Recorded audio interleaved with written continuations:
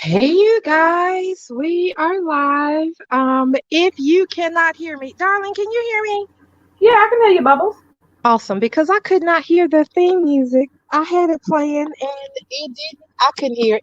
But of course, I'm on my phone because I'm outside with the puppies and I just got back home. But I wanted to jump on here. Hey, Amaya, I wanted to jump on here right quick and talk about Bold Live last night and the after party, which I missed the after party. And y'all gonna be mad at me when I tell you why I missed the after party. But were So you yeah, you're able to going. watch Bold Live last Well, for me, you're going in and out.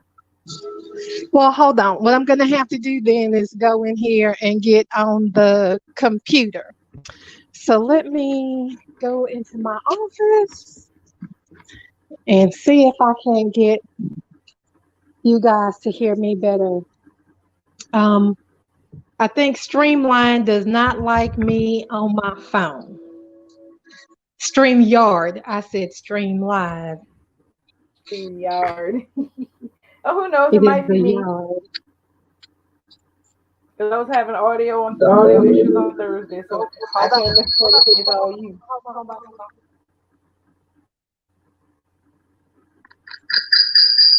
Yeah, but that didn't improve. I'm gonna switch over to my cell phone.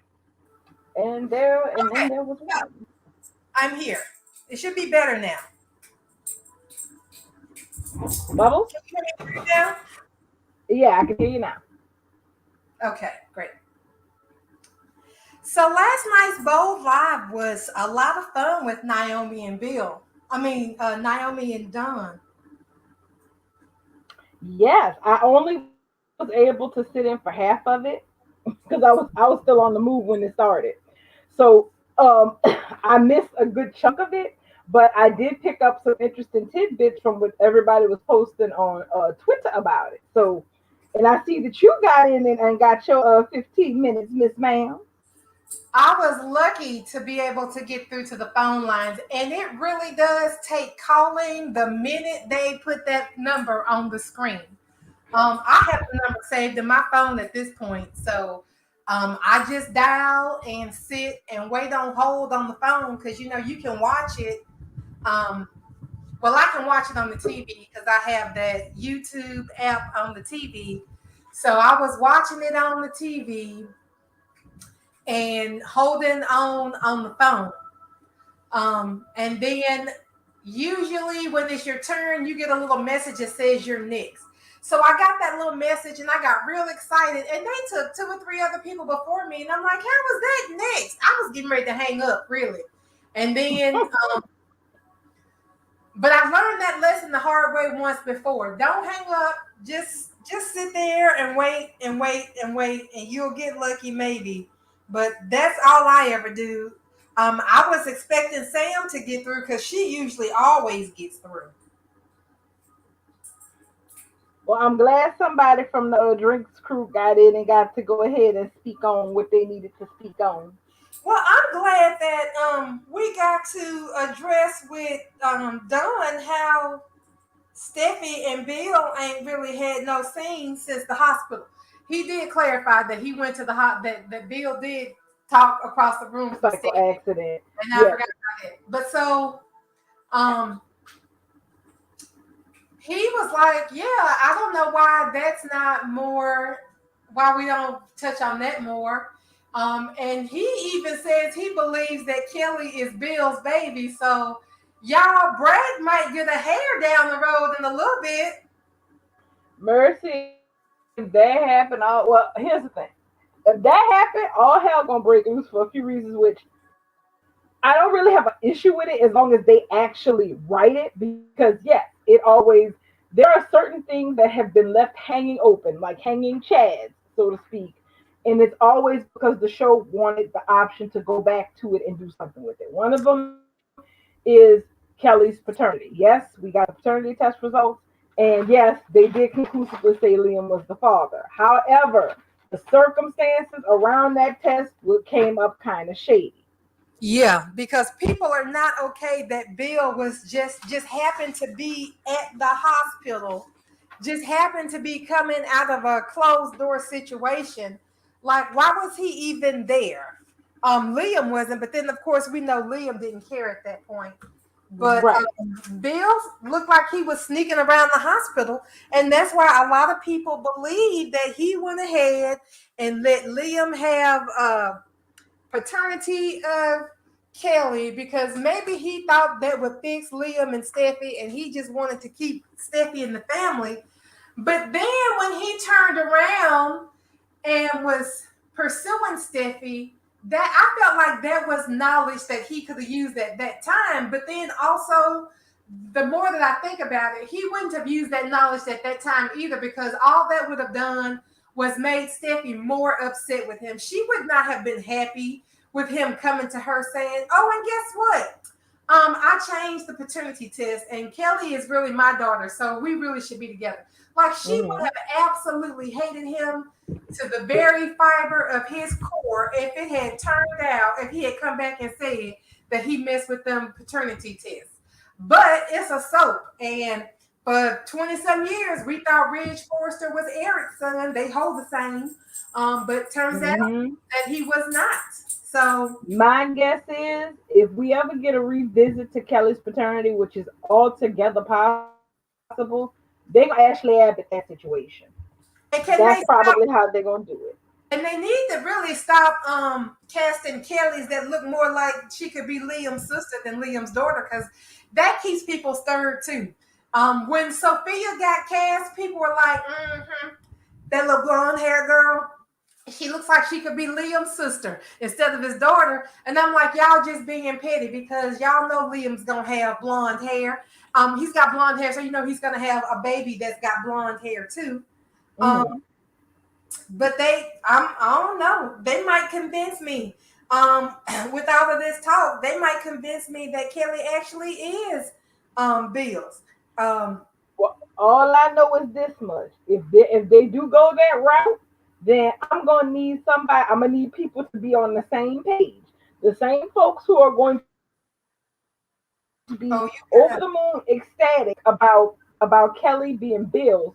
I need them to give that kind of energy if it turns out that Beth isn't really Liam and Hope's baby, because that's another question mark that the show has left. But see, I don't see Beth as being a question mark, because Hope was home for a long time before she came up pregnant. When she slept with Liam, she was home for a while, so I don't feel like there's. Oh no! I don't mean as in the baby is not Liam. I said that Beth would not be Hope and Liam. Oh, because you're talking about from the hospital switch, yeah, girl. Yeah, I'm with that too. Because you ain't gonna have this lady that looked like Hope having a baby for nothing. We don't know that she was the only person on that island who was giving birth.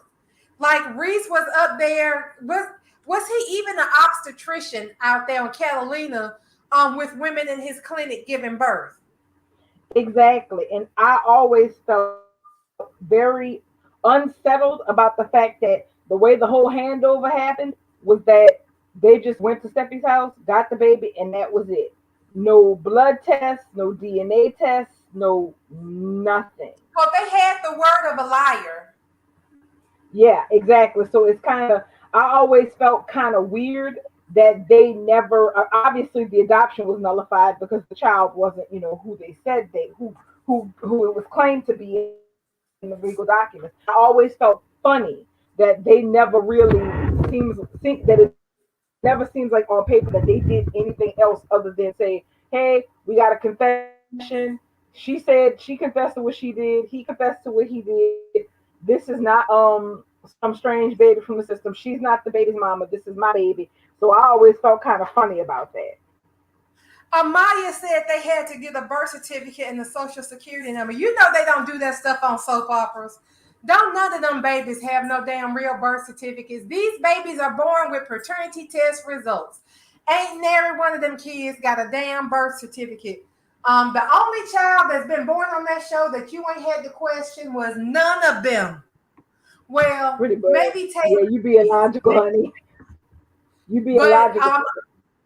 Right. That's like trying to explain how Kelly's last name Spencer, considering the circumstances of how things went down before she was born. Liam and Steffi's marriage was completely annulled.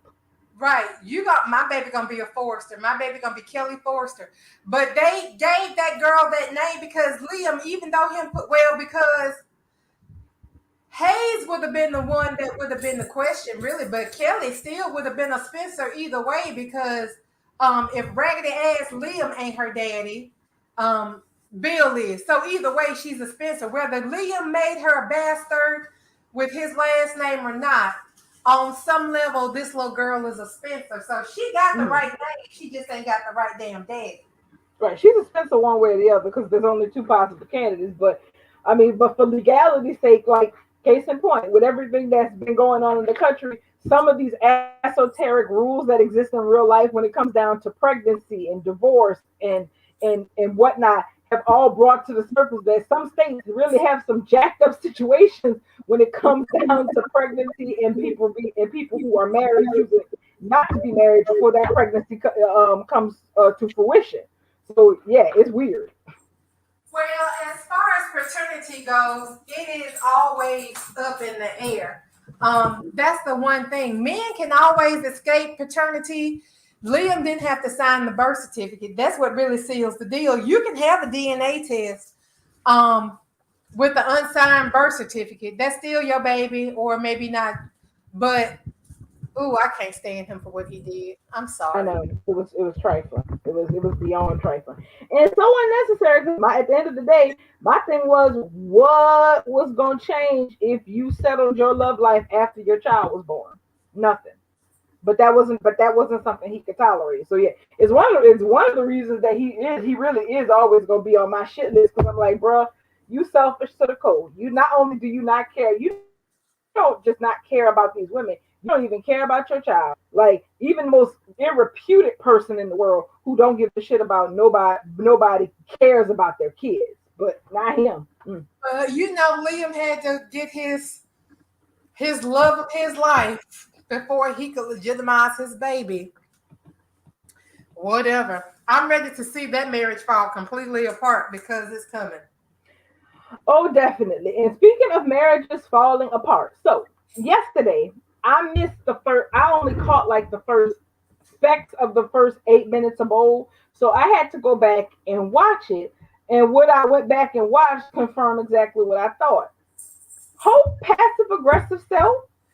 Her and Liam need to move because I don't think her and her mama need to live together. I can't believe I'm saying this, but I feel sorry for Brooke just a little bit, just a teeny tiny insy bincy bit. I feel sorry for her just a little. Though this is her fault for raising Hope this way, I'm like, you know what? Hold on, wait, bro. Your daddy found out the ridge was in mid-flight because you told him, and that's why he came over. Girl, what part? What language is your mama not speaking to you? English ain't your first language. Hope knows exactly what she is doing. That's Yes, why she she does. said the other day that Ridge was off doing whatever. She's bitter. I don't know why she's bitter because Ridge went to Monaco to see about his child. He wasn't going on no romantic getaway with Taylor, although it kind of ended up that way. They was going to see about their child who was having a mental break because she thought her husband was dead. But Hope, real flippantly, oh, he's off somewhere doing something. I wanted to choke her out. I rolled my eyes. I'm like, you know exactly where he is. You know exactly why he's where he is. But why are you fobbing it off like he's just left your mother in a lurch? And well, he can't be here, so there's no reason that my father. I'm like, But honey, listen, you in your 30s. Why are you carrying on so? first off, your audio is still coming in and out sometimes. Second thing, Oh, hold on. Brooke sat there and let Hope do that. She Turning on sat my phone and see if there it's and better. let Deacon come back in the house. Well, Ridge isn't here. A little bird told me Ridge is on the airplane. That little bird would have to get the fuck up out my nest. Exactly. They Why do not need to be my living together. business to people out here in the streets? You know that we ain't even supposed to be talking to your daddy like this at my house. If you want to talk to your daddy, you can go to his place of business where he works. He got a new little apartment. You can go there. You can meet him at Wyatt's Fish Shack down on the wharf. Um, You could go and meet your daddy at a park. Pretty sure that they could add a park scene to Bold and the Beautiful. All they got to do is cross the street and take a picture of y'all out there in the grass. Like, we got lots of options for Hope. It don't have to be at Brooke's house, and it sure as hell ain't supposed to be at Forrester. Like, who the hell does she think she is taking Deacon to Forrester to sit in Ridge's office? And I'm not defending Ridge because he's a piece of shit, always has been. Yes, he To is. have the nerve to take that man and sit him in Ridge's office like you really have a voice in this place? Choked out. That's all I'm saying. Girl, you got to find somewhere else to live because you take it. But like y'all said, that's how Brooke raised her. She ain't never said no. Yep. Always got everything she wanted. Exactly. I think that was when all this mess started this week. I think that was part of the point that was escaped. My thing is this. Do I believe Ridge is being a reasonable person? No, I don't. He's not being reasonable. He's being controlling and he's a hypocrite on top of it. But Brooke is the one who has agreed to go along with this because she wants to keep her man. Simple as that. Right. She knows. Whatever. Exactly. She's down for whatever because she wants to keep her man. That's her choice. If she's gonna dance to his tune, if this is what it takes to keep him, and she's decided that she's gonna dance to that tune, especially because she knows she can't afford to be missing too many steps with Taylor in the vicinity too. Well, it is what it is. And it is not up to Hope to try to subvert her mother's choices because she's not pleased with them. So, and that's exactly what she is doing at this point. She's using weasel words and loopholes to go around to try to get around what her mother is saying. And the part about that that's even more ridiculous is that as an adult, Hope need to just go ahead and just have it out with her mom and say, look, I want my dad around. I feel resentful that other people get to have their parents around, but I don't. And I feel like that's something I should be able to do. And the fact that I can't do it upsets me because I like being able to do whatever I want to do because you've let me do whatever I want to do all my life. But instead of her doing that, you get this long face. Well, Mom, I'm sorry. Honey, stop saying you're sorry. You're not sorry. You're not sorry at all.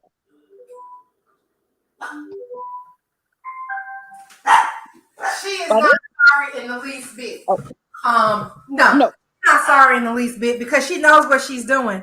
And the fact that she will sit there and say, well, I really can't believe that you're just gonna let Ridge have all this kind of control. Girl, what if you don't know your mama, you need to go back and review the tapes because your mama will do whatever it takes to get this man. She has had to outlive wives to become the wife. She's the only one of Ridge's wives besides, Caroline too is dead too. She's the only one of Ridge's wives that has never been dead. Pretty much. She feels like she has a special place, you know. So yeah, she's gonna fight to keep that place. It took her forever to get that man from Ayanna Taylor. So she gonna do whatever it takes, and you see how she snapped too quick to put Hope in place. I told you not to be doing this around here. Take the damn picture down. Or I can't even have a picture of my daddy up, bitch. No, take that shit down. You know me and Ridge ain't even slept together. And the deal ain't sealed until he is in the bed with me, and he's not. You are fucking up my opportunity to get this man back in the bed, and I need you to stop. Exactly. Brooke is literally sitting here telling her daughter, what are you trying to do to me here? What are you trying? You got me up, Hope. that is literally what I heard in my head was that she was telling her daughter, you got me so up right now. You messing up my whole game plan because you feel some type of way about it. But the thing is, she won't say what it is that she won't express that she feels this way. So she ends up doing this little messed up stuff because yes, they had to, so basically her daddy came over to the house. They had to run off of Brooke's property because they knew Ridge was incoming. And this is the part that gets on my nerves. I will down Brooke for every single mistake she makes in her life. I will, because she deserved to be caught. But the bottom line is that Ridge had walked in that house any earlier and seen them sitting up in there, he would have had every right to think that Brooke was lying to him, lying to his face. because that's what it would have looked like. Well, that's because that's what it did look like. She's sitting up there. He'd already seen the picture. He's already seen the picture. He don't need to come home and see that man in his house again or in his office. In his office? Yeah, that office shit is low. There's no reason, because that's the thing. It's like there's literally no reason for Deacon Sharp to be a Forrester. None. He's not Forrester adjacent. He's not Forrester connected. Now, first she said it was because I wanted to show him the collection. Okay, you could have took your tablet or your laptop with you and showed him whenever you wanted, honey. Okay, you could have did that. You didn't. So now, after y'all get put out of Brooks' house, you meander right on over to the big office at Forrester, where y'all could have run into anybody in the universe in that office. But because you knew Ridge was coming home, you figured, well, I wouldn't run into him, so it shouldn't be an issue. It's like that's what I mean when I say Hope should move, because it's obviously past time for her to loosen those apron strings and start trying to live independently for herself, because this mess where she's trying to control her mother is not it. I wonder what would have happened if any other Forrester had come in that office and caught Deacon up in there with Brooke and Hope. Or just with Hope. Brooke was at the house. Why are you bringing Deacon here? Your mama ain't even here. Their eyebrows would have went up high, like, hey, what you doing here? Like if Thomas had walked up in there, Thomas would have been like, hi, The fuck? what's going on? That's the nicest way you can put it. But in your head, you're going, what is this bullshit? Hope is just really being ballsy. Like, I would never do that. Like, well, in real life, I would never do that. In soap life, I don't think I could be the soap opera character that would put my mama's whole marriage in jeopardy. That girl know her mama's marriage is in fucking jeopardy. Yes, it is. It is in very big jeopardy because, as it has been pointed out, now, of course, I'm crazy. So I think when people decide they're going to live together, they live it together and it is whatever it is. But apparently, in this day and age, I guess with rent being what it is and housing prices being what it is, I guess cohabitating while you're married don't mean you still really, together. So maybe this is a post-housing crisis a concept. So apparently, but Bridge is not back together, and Brooke made that very, very clear. So even knowing that, you're still running around here doing way too much that you don't even need to be doing, and all in the name of what? In the name of what? What is the purpose of it? What purpose does any of this serve? Rubbing Other it than to throw your mom under the bus. Rubbing it in people's faces. Apparently so. And I mean, of all the people on the show, the two raggedest people on the show on Friday, unfortunately, were Hope and Ridge. Because I got some harsh words to say about Ridge Forrester. And that's foolishness that took place. I have some too, but I'm gonna let you go first. Okay, thank you. Now here's the thing. I have liked Ridge since the 90s. As a couple, as a concept, it's always been a good couple for me. And with the recast of Krista Allen as Taylor, I see the palpable chemistry that's there. So none of this is, to say that they don't make a good pairing because they don't work, because yes, they do work. They work very well chemistry-wise and they work well on screen. That being said, what happened when they landed and Ridge went back to Brooks with Taylor was the biggest fuck boy shit I have seen in a man of that age in a minute. That's How what that you was. take your girlfriend home to your wife? That was pure fuck boy shit, because you kissed your ex in a foreign country, and then when she asked you about it, you didn't even really give her explanation or nothing. You said, how could you not? Bitch, what?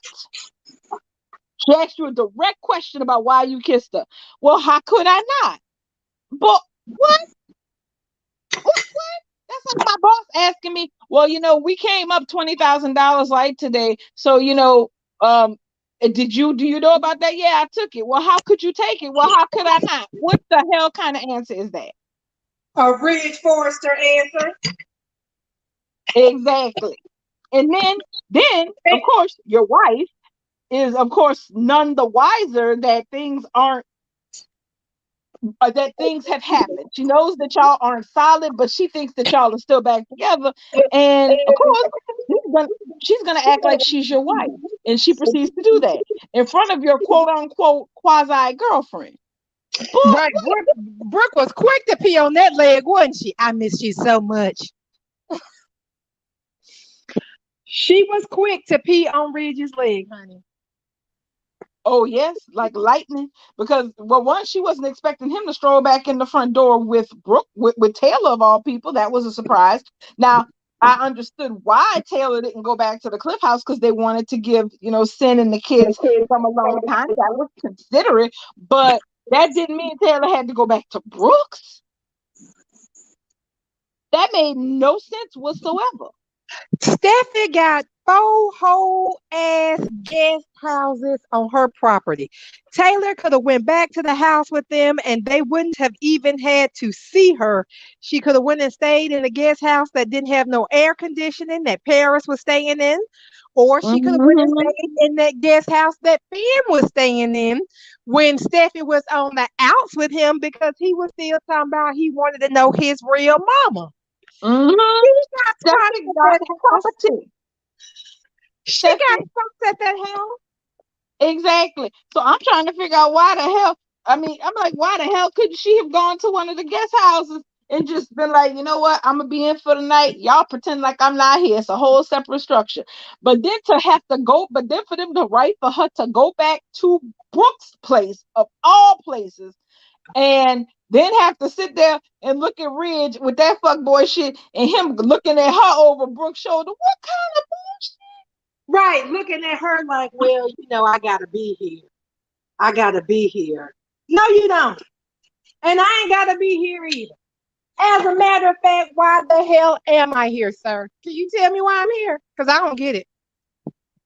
Exactly. Why? Exactly. I'm like, well, and then the fact that it was the way he was looking at Taylor that pissed me off so much. I'm like, one, you should not have brought Taylor back to your house. Two, now that you have brought Taylor back to your house and your wife is busy acting like she's your wife, because hey, as far as she knows, she still is and nothing's changed. You're looking at Taylor with this, oh, gee, I'm sorry, shrug. I'm like, but as a Taylor fan of long standing, this is what I'm supposed to be rooting for her? Oh, I don't think so. I'm not rooting for Taylor to be with Deacon, but I'm certainly not rooting for her and Ridge to be together with this bullshit that's going on. Forget that. Well, Deacon lost me, but he didn't turn Sheila in. Yeah.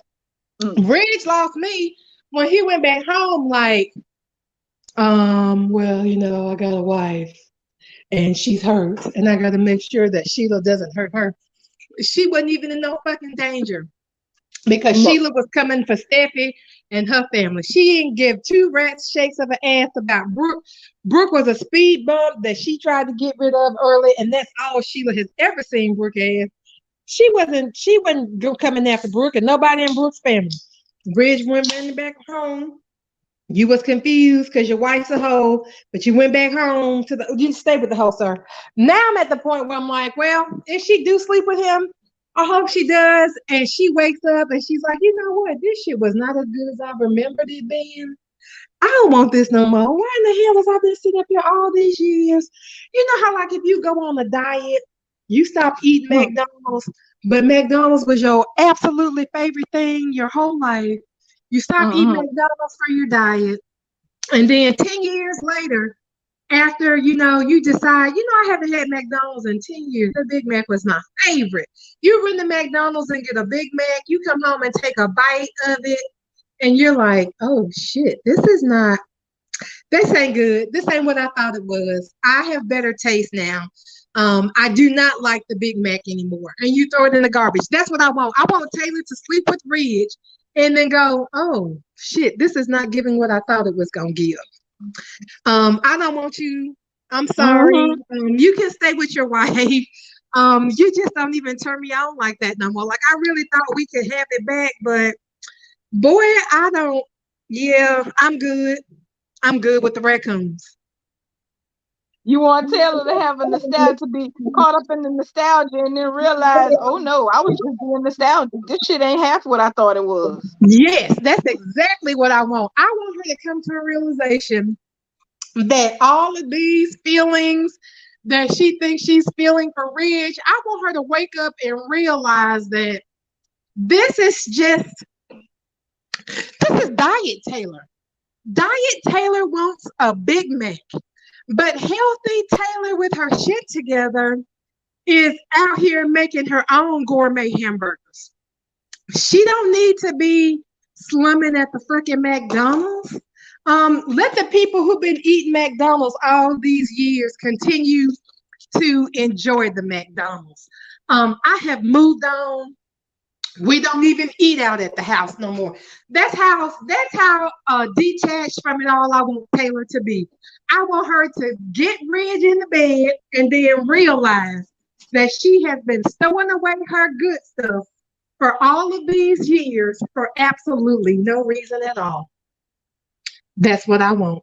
I concur, because at this point it's like, first of all, I'm done with Ridge, just because it's like you said, when he came up with that phony baloney excuse for why the hell he was going back to Brooklyn to begin with, that already made me want to clap my hands together and dust it off and say, oh really?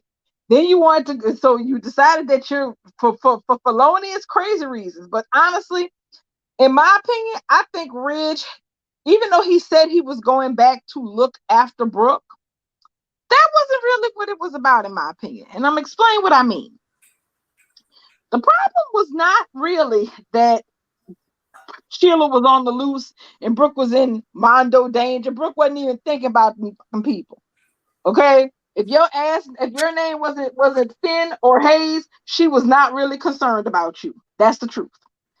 I think really what I felt about Ridge's decision to go back to Brooke and move back in with her and stuff, I felt like he made a move because he had to make one, because he made all of that damn to-do over Deacon and boundaries and Brooke siding with Deacon and crap. And Brooke eventually realized that, she did not have the luxury that she had before Taylor was back in town to play around and let Ridge stew, that she didn't have the luxury to do that with him anymore.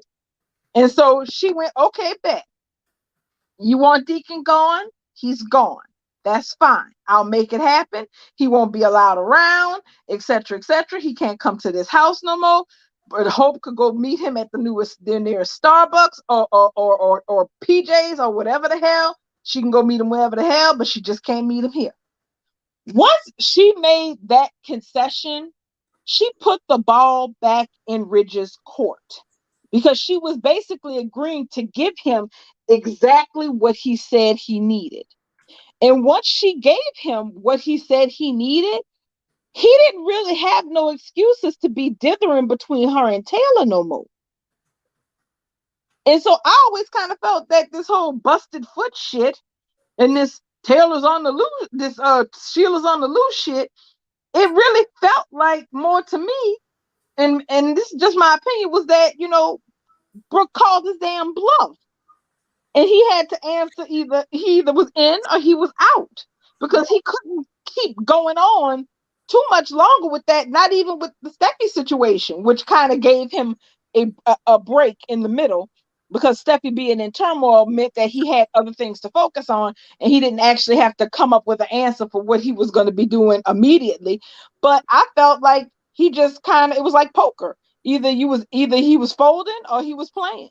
And he ended up having to go back to Brooke because he couldn't really not continue to go on not making a decision. Right.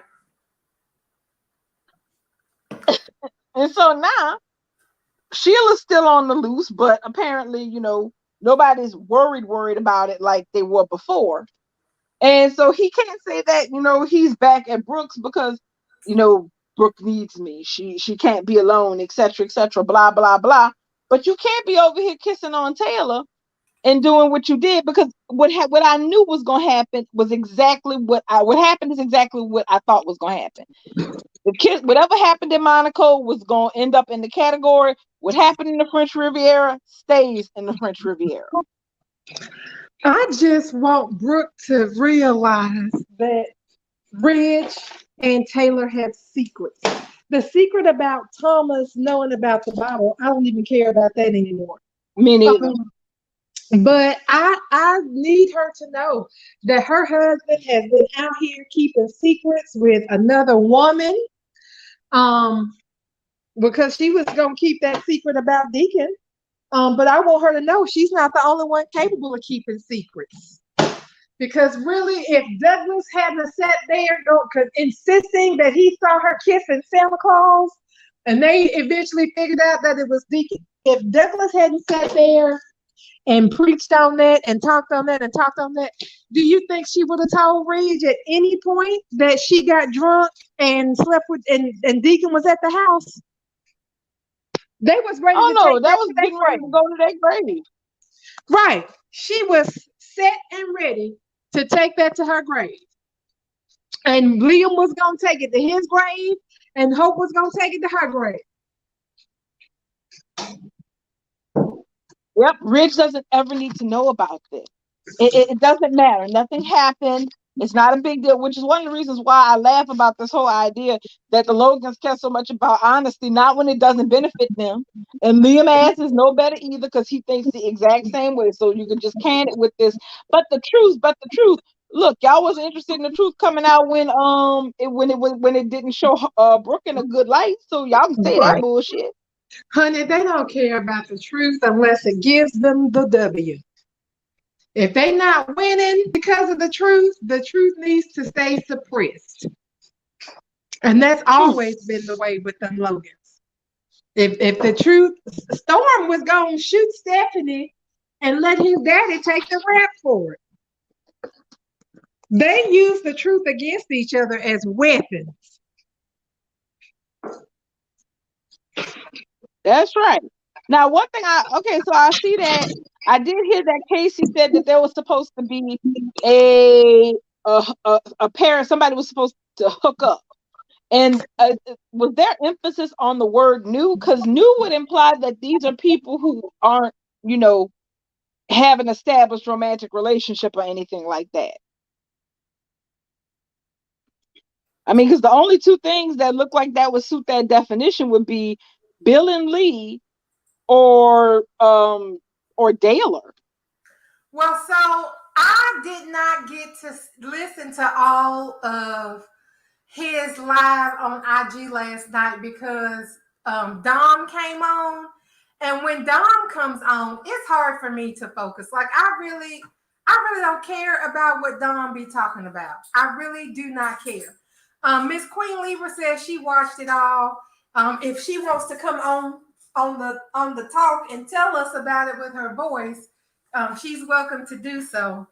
From what I understand, Tridge is happening, and then there is supposed to be a hook up.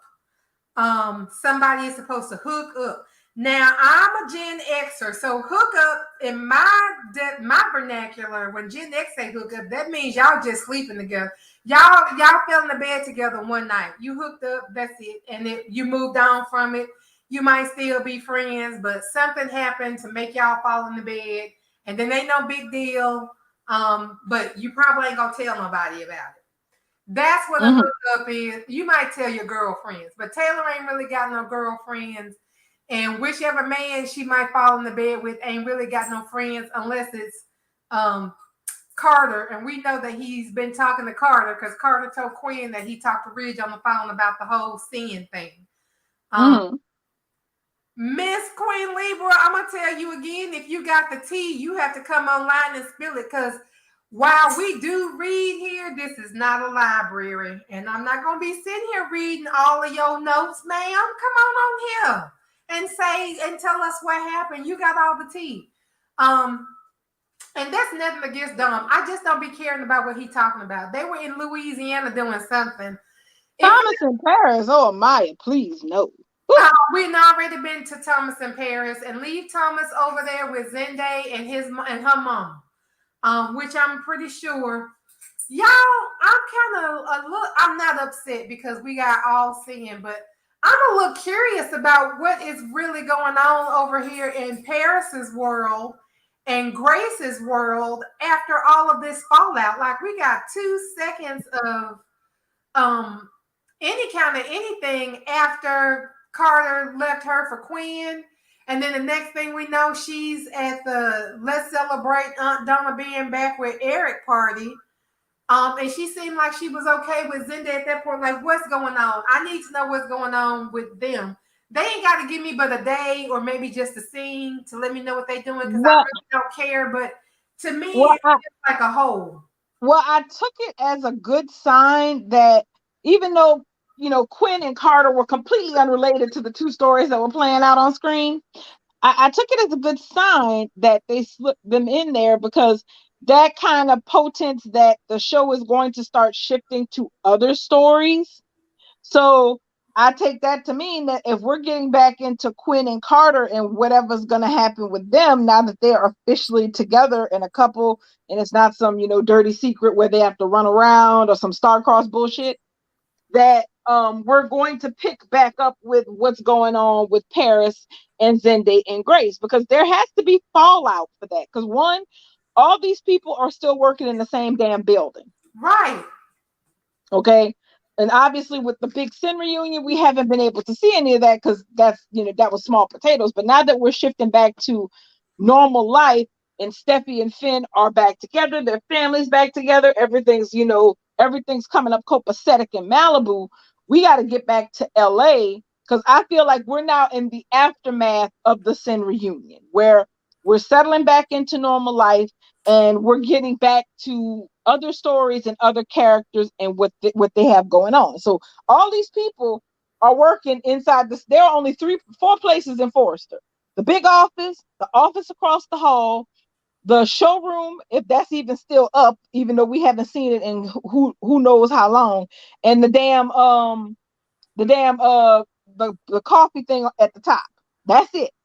So between all those places, we're supposed to, Quinn, Carter, Zende, and Paris are going to be in those places together. They're going to see each other. They're going to run across each other. It is not avoidable. And Grace, well, I know Grace is a doctor, but to my knowledge, Grace ain't doing no work, no job, because she show up at Forrester whenever. So she gonna be in and out. So yeah, I agree. I'm hoping that, you know, next week we still have a lot of stuff to deal with as far as the aftermath of Finn being alive and Lee and Steffi having to work out their portion of it. But I really do want to I want them to, you know, get back to, well, what the hell? Okay, so now what? Quarter together. I'm happy about that. Donna and Eric are together, whatever, especially with Donna working at Forrester. Okay, so what's next? What's up? I want to know why they made Grace a doctor if she ain't doing no damn doctor. What kind of doctor is she? Will we ever need her? And that's the thing. Honestly, I kind of feel like I can't believe I'm saying this. I think this is kind of sort of a little bit Taylor's fault. Not Taylor as a character, but Taylor as a template. It seems like the show's fallback is to make random characters doctors. For some reason, that is their chosen profession. That it's like on Young and the Restless. They make random characters. Any random characters they get, they are somehow in the business world. That's usually how a random is introduced, because of some sort of business that they're in that tangles with the Newmans or whatever. But on both. That makes sense though. That makes sense though, because they always been business people on the Young and the Restless. General Hospital has always been doctors and nurses. Bold was fashion. Anybody they bring in needs to be a model, a formal model, a designer, a former designer, somebody that owns a fashion house or used to own a fashion house. It needs Yes, ma'am. fashion related people. Maybe somebody else that runs a specialty TV talk show about fashion. Or maybe Spencer Publications can hire back their journalists that they had out here writing stories when they were writing stories. Because Spencer Lord have mercy, Brooke Logan kept Spencer Publications in the black every time she had a scandal. Jared was on scene with his notebook and his pencil behind his ear, ready to take notes about what Brooke had done to bring shame to the family this time. Now everybody is a doctor. This is not a hospital show. We didn't need no more doctors after Finn, except for Dr. Armstrong, because he checked on Finn's mama. But we don't need all these extra doctors up in here. Now they got 2 hospitals. We barely even see one. Why we need 2 hospitals? It is. You're right about that. Because back in the day, how you said it was exactly like that. People who were introduced were fashion or fashion adjacent. Tony was fashion. You were either a photographer, a model, a designer. You made shoes. You did something that actually connected you to the fashion industry. But now all these people we're getting, you're right. They're doctors. Like, we have a hospital for these people to be at for a lot of scenes when we really don't. And what is they even doing? They not even helping nobody. So Finn, I'm gonna say it. Finn was there for Steffi because he was a doctor on duty when Steffi was brought in. So his job has been justified. His mama's job is justified because he had to get the dream to be a doctor from somewhere, and his shitty ass daddy was out here dicking down psychos. Reese, I guess Reese had to be a doctor so that we could get a baby from Hope or somebody. But why does Grace have to be a doctor too? Dr. Armstrong, it seems like they don't pull him out of the pocket until somebody needs help, which is usually how doctors on shows go until they get fleshed out and they give them a life. And then you got a reason to have a hospital set because you got to see this person at work. Now you got to hire some nurses. It's okay to have 3 or 4 people from the medical industry, maybe even 5, but we don't even get to see all the people from the fashion industry that they have as cast members on this show. So let's stop trying to bring in doctors unless we're trying to be the bold and the completely insured, something like that. I don't know. I don't want to see not nary other damn doctor get cast on this show that ain't doing nothing. Grace ain't even an obstetrician or a podiatrist. Like, what kind of doctor we need? We needed somebody to save Finn's life. She didn't even do that. Lee did all that. So Grace is marvelous. She really should have just been a busybody mom who was kind of like a helicopter mom to her kids. Busybody mom, instead of making her a doctor. They should have made her a busybody mom. She ain't got nothing else to do. Because what is she doing now? Do we even know if she's at work? No, there's absolutely no mention of it at all, period. It's ridiculous because it's like, I feel like they cast Grace because, first of all, they got Cassandra Critch, so they got somebody who can act. You got somebody who can deliver if you actually give them something to deliver on. Because she was doing good with her fire and brimstone about what a piece of shit Carter was. Because let's be wrong, be right, she was not incorrect. Right. But then they just it's kind of like they lost the plot, because now on paper, technically Grace has what she wanted. Her daughter is now drifting back towards Zende and starting to appreciate him more, etc., etc.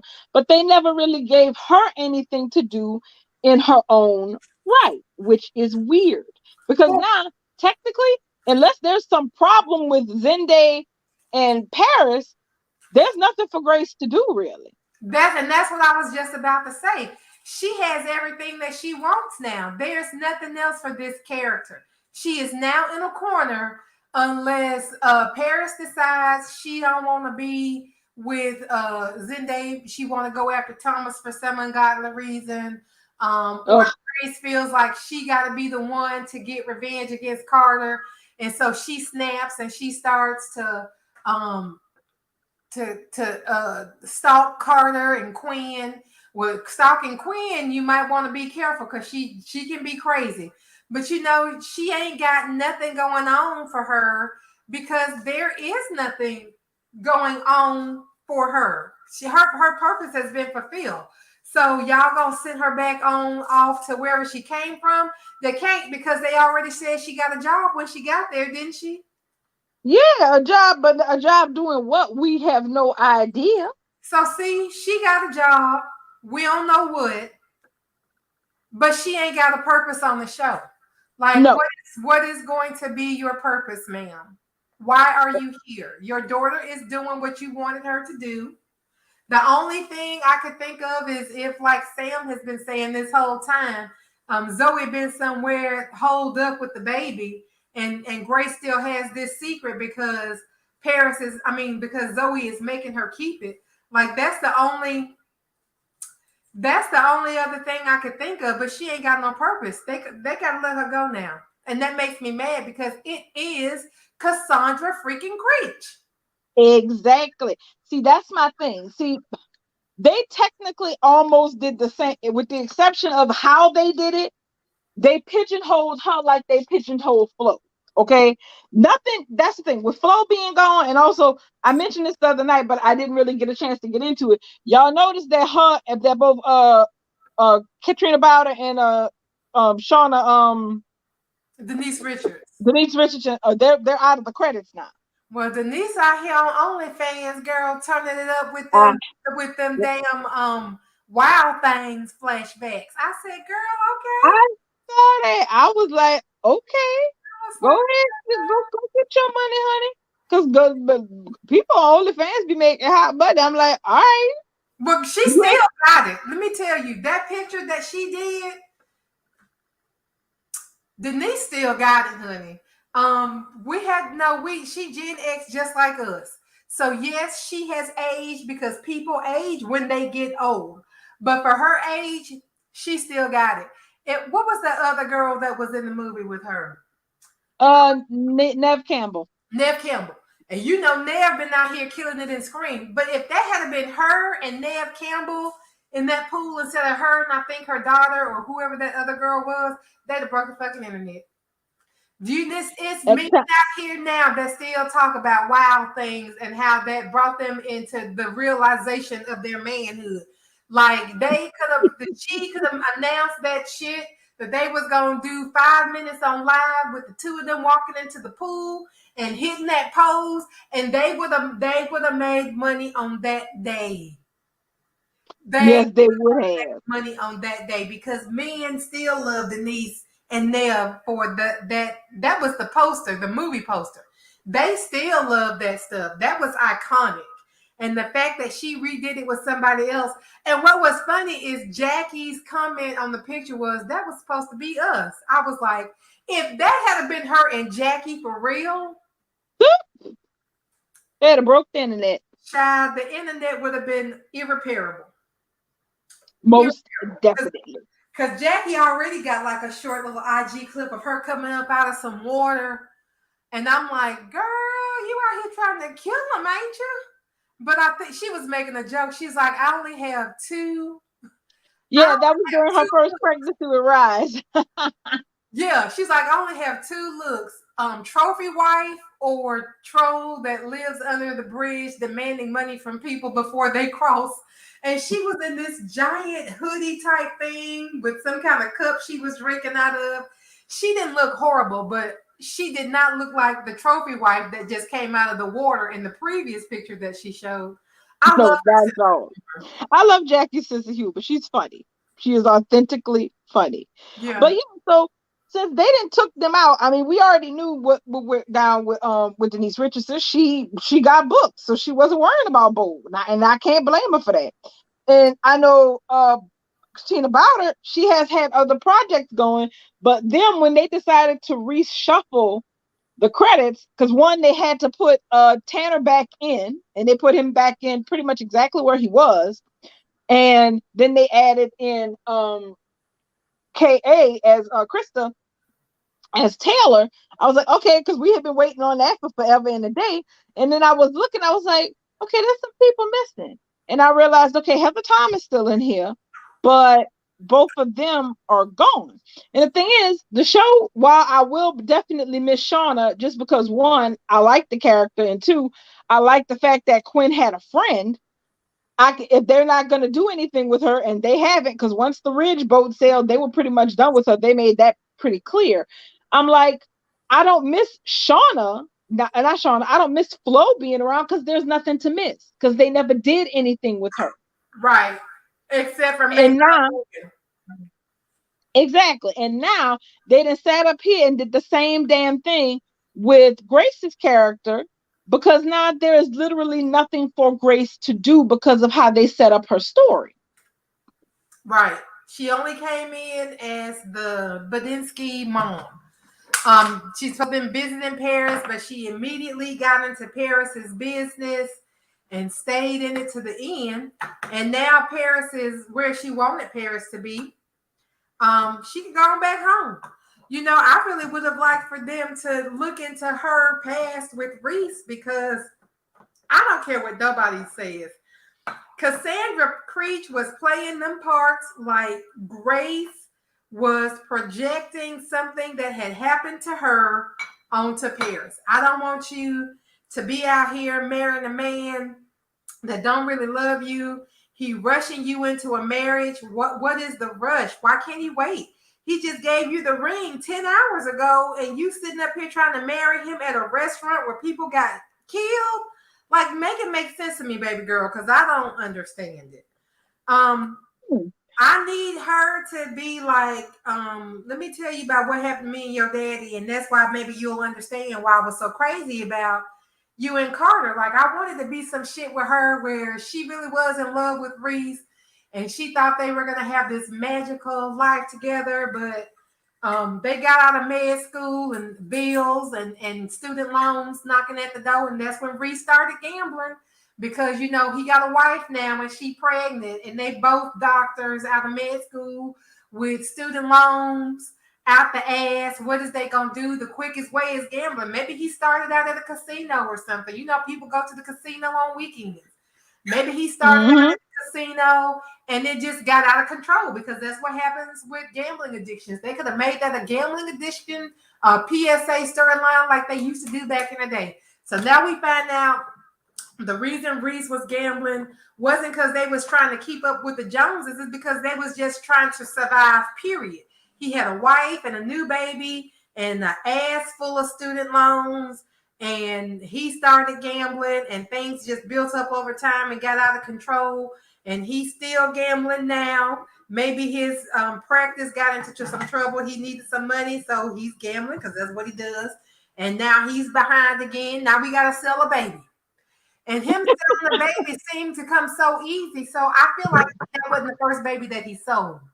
Right. That's one of the reasons that I kind of felt so much disquiet about how the Beth story ended up being resolved, was because this didn't feel like Reese's first rodeo. No. He was too smooth and too put together. He had the fucking paperwork ready. How you already got the paperwork ready, sir? I run a business and I'm still trying to get contracts for basic shit. You got a whole ass seller baby to some rich people paperwork just at the office on hand. This man been doing that. They missed the beat on that, because I feel like Reese been selling babies. And like y'all said, maybe that baby that they gave Steffi wasn't really Beth. You know, exactly. Maybe Beth isn't dead. Maybe Beth really was switched with another baby, because how many women were on that island? We didn't even know that there was one woman on that island with Reese. So there could have been 2 or 3. He might be renting some sort of birthing center for women from low incomes. You know, and it could be a complete scam, because he's trafficking babies. He's getting women that don't have any resources. They don't want the baby. They fine with giving it up for adoption or whatever. And so he's taking them. And he's telling them, oh, yeah, make sure your baby gets a good home. But he's really selling these babies. He's a black market baby seller. They could have went into that with him to explain the whole gambling. But we didn't get anything. We just got, real quick, he had a crush on Taylor because he saw her speak at a conference somewhere. She shut him down, and he sold her a stolen baby. Exactly. Nothing. No build up. No real build up.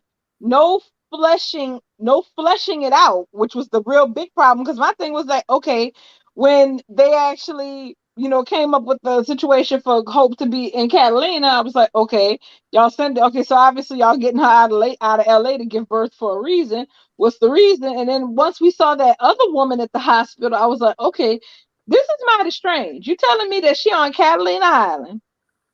She didn't gone into labor, and ain't nobody else up in that mug in labor neither. She the only woman on the whole island who in labor. Right. Statistically, what are the odds of this? Well, in real life, because I've done a little research on Catalina, because it's expensive as fuck to get to Catalina. $75 to take the ferry, if I'm not mistaken. From the mainland to Catalina. Then once you get to Catalina, it's all exclusive. It's like the Monte Carlo of California. Liberty Island out there is just the rich people. So it's possible that maybe no rich women were going into labor. Maybe one of the poors that work on the island. I would say maybe that statistically there should have been at least one or two other women in that hospital with Hope. Before she even got there, there should have been at least two other women. I'm gonna count one from the rich and one from the poors. And Hope came in and she made number 3, because that, like, mathematically would be impossible. Even if you ran the numbers, there should have been at least 2 people pregnant. In the real world, it would have been more like 10 or 15 women. Right. And the way that and the whole way that entire mess went down, it was like Reese was stealing himself a baby that night. It was just a matter of whose. Right. That's what people are doing. He was going to take a baby. That other lady's baby, he told her baby died. She didn't change her mind to say she didn't want the baby back. He just said, "Oh, girl, I'm sorry your baby dead." Mm-hmm. And that was it. Right. I was really, and to say that I wasn't really feeling the Beth story once I realized that they were dragging Steffi into the middle of it. I was like, oh, come on now. Y'all don't need my girl already had enough trouble this shit. She don't need to be dragged into the middle of this shit. Well, but once they dragged Steffi into it, I was like, okay, I know this is going to end up in heartbreak for her, but this may actually end up being a good drama story. And then they completely just dropped the ball and then let us wallow for months and months, all the way clear through the damn summer, where they just didn't do anything. They even without, and I guess maybe, I don't know if they had an intention to do something, and then them not sealing the deal with Wayne Brady to come back as Reese and expand on the story, change things, but it just felt like it was a complete F up. I think they did too much with Wayne Brady, because he was just supposed to be a guest. And so the guest spot, he really probably should have just been their daddy to come on and say he was passing through and speak to Taylor because he knew her from somewhere else. And that should have been it.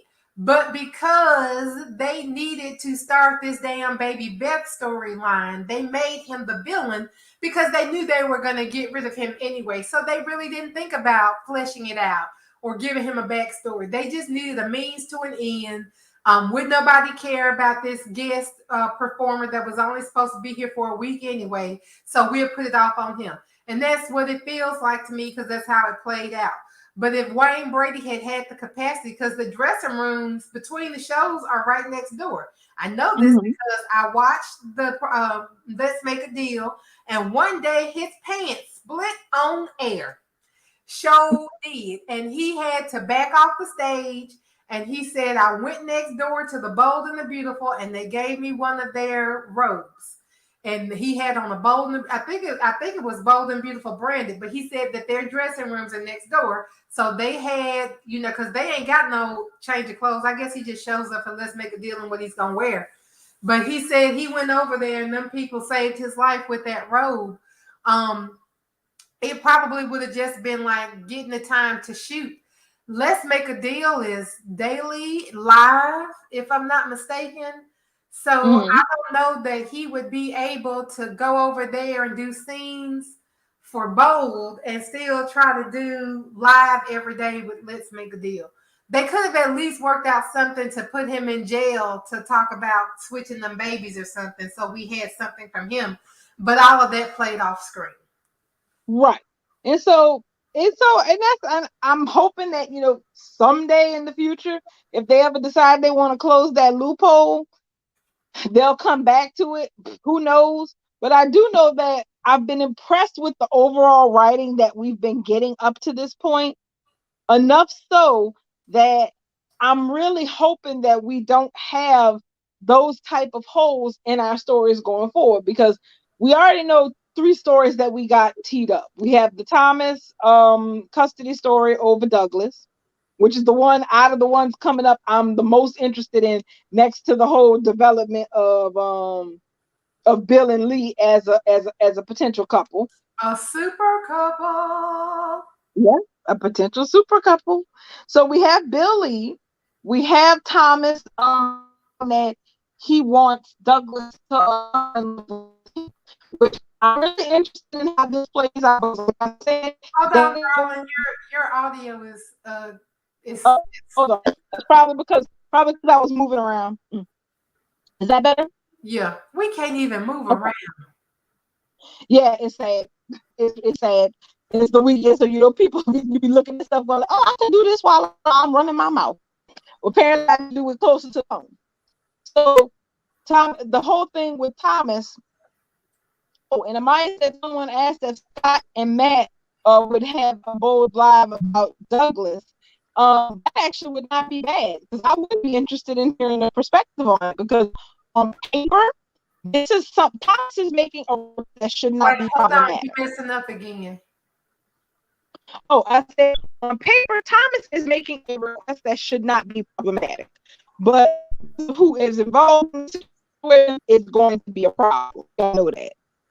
Go out and come back in. Okay. I did hear her say that it should not be problematic on paper for Thomas to want to get his baby back. And she's right. It shouldn't be a problem, but these people fixing to make it a problem.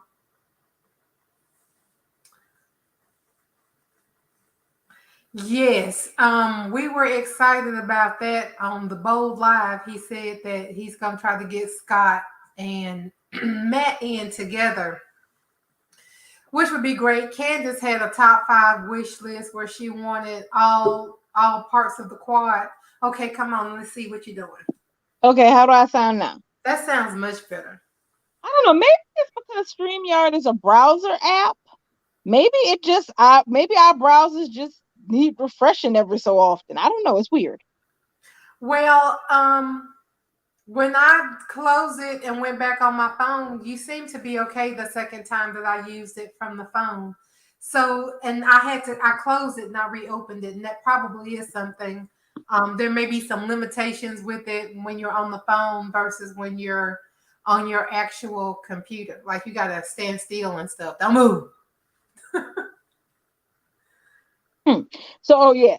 So we all know it's going to end up being drama, and the fact that they recast our Douglas has basically let us know that this is not going to be something that gets settled quickly or probably amicably either. Let me tell you what makes me laugh about this thing, the new Douglas Forrester that got cast. So my name on Facebook is Django. This little boy's name is Django Ferry, and I just about died when I saw that his name was Django. That made me laugh because I'm like, I bet we ain't named Django for the same reason. I saw that because I was interested in see. I was really curious when they said that the kid had actually filled in for the Douglas role before. I was trying to figure out for the life of me when. That's what I said too. Like, I don't know when he filled in for Douglas. What I need to do is see if I can find his IMDb page. Girl, I looked, I could not find it. But if you find it, let me know. So he don't got an IMDb either? And I tried doing it 2 ways. I tried looking for it as, for him as an individual actor. But then I also tried looking for it as going, because if you have a role that has been recast or you've had other people play it, normally they'll have it in there who all portrayed this particular role. But on both fronts, I found nada. Well, I was about to say, if it was something where he just filled in, where we didn't even really see his face, like that time Kayla was filling in for Steffi, we didn't ever see her face. We just saw her from the back, but we knew it was Steffi. But Kayla got the credit for it. Maybe, but he ain't even been credited on the show. They don't do uncredited bookings. But this says he's been a model. I was trying to look on the Instagram to see if I could find anything with him, but this is the Instagram for the modeling agency and not him, not the kid himself. And I've been looking for stuff too. I hope I find something, but I don't, like I said, unless it was one of them shots where it was Douglas from behind and we never saw his face. I don't recall him ever being I don't recall him being on the show. Me neither. So that's why, and the thing is, I get it. Yeah, maybe is it possible we weren't paying super uber close attention? Sure, that shit happens. It happens all the time. But I'm like, wait a second. How we missed a whole child? We missed a whole child? And it said that, and I'm assuming that, Soap Opera Jai just didn't pull that out of their butt. They said that he was only supposed. Oh, okay, hold on a second. Okay, maybe this makes more sense. So I went to Soap She Knows, who I take with a grain of salt, and their write-up on it says this. The Bold and the Beautiful recast the role of Thomas and Hope's son. Well, yeah, okay. Douglas with a newcomer, Django Ferrier, though the actor was only supposed to be a temporary fill-in for Henry Joseph Samari due to a scheduling conflict, Soap Opera Digest is reporting that he's now become a permanent recast. So wait, is this something that hasn't happened yet? Maybe is why we can't find anything. Yes, because they were going to use him as a fill-in. But since Henry ain't available no more, they just went ahead and gave him the job. So I'm guessing the scenes that we are coming up to see with Douglas is with Django. And they were supposed to be with Henry, but Henry had a scheduling conflict. Because Sophia's family had a vacation planned. And so they had to get a fill-in for her too. Which, and this is the thing, nothing against Sophia, but I'm like, I've gotten all together too attached to Remington now. She is so cute. She is cute. You're just gonna have to watch her on Fox. I know. I was sitting up thinking, man, I wish she would come over full time. We could have our own Cameron Grimes situation over here. It is so rare. Remind me of Cameron Grimes. She really does. I mean, yes, and it's impossible these days to have a child play a role from actual childhood into teenhood into adulthood. You almost never get that on soaps anymore. But if Bo ever wanted to try it, I wish they would try it with her, because she's very, very talented for her age. I mean, with kid actors, especially on soaps, there's not really a whole lot for the child to do usually, unless there's some really unusual circumstance. But in this one, I was like, she not only is she cute, but she emotes so well. That, and yeah. I feel confident that she thinks Finn is more her daddy than Liam, which is as it should be, but that's another story. We ain't even gonna talk about that raggedy man that shot up the club. And that's the only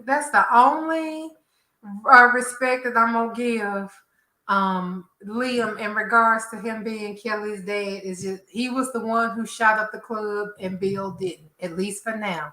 Because Don Diamond himself said, I don't know why we ain't using it. It's just right there.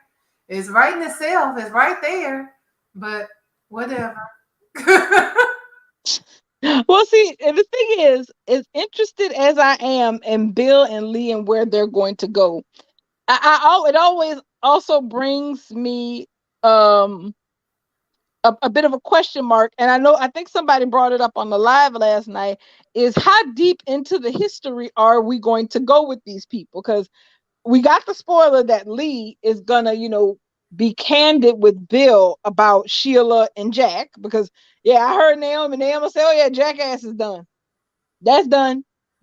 That's finito. Lee, there will be no Lee will not be traipsing back down that road again. That's finished, which I fully applaud. But considering how things ended with Steffi and Liam's marriage and Jack's and Bill's involvement in that, I have to wonder how honest people gonna get about what been going on this show over the years. Right. We're gonna really get into it, or we're gonna get into it. Exactly. I mean, granted that I would consider that need to know information. I don't think that would be a really comfortable conversation to say, well, yeah, Steffi and Liam broke up and he married Hope and whatnot. But there was some shenanigans beforehand, and Steffi and I kind of slept together, and then there was a question about Kelly's paternity, and then me and my son wasn't talking for a hot minute. But then I got all over that, and I decided I wanted to get back with my old ex-sister-in-law all over again. So it's whatever. When you say it like that, it sounds ridiculous, but yeah, that'll be an interesting conversation if they decide to take it in that direction. Right. Not only that, but I have to wonder if since Lee is spilling the tea to Bill about her situation with Jack and Sheila, I wonder if Bill is gonna spill any of his situation to her, because it ain't just the whole him and his son's ex-wife issue. I mean, is he gonna say anything about what happened to his marriage to Katie? I think so. I think that's going to be the catharsis. And I think that's also going to be because he's going to have to tell her everything, honey. He's going to have to tell her that he fucked up with Katie by sleeping with Katie's sister and then married Brooke 2 times. And that's going to make Lee a little bit salty because she can be like, well, shit, why is you in my face, sir? Because I'm not trying to. I just got through telling you that my husband was a whole asshole. And now you sitting up here telling me that you a whole king of the assholes. I don't really know how to feel about that right now. But I think he is going to kind of have a confessional with Lee about where he's been in his past and how he's messed up and how going forward he wants to be better and do better because he has seen Finn's love for Steffi fighting death, and he ain't never been with nobody like that. And at some point in his life, he wants to feel that, and he know he got to change, but he really ain't gonna change. He's just saying he feel like he got to change.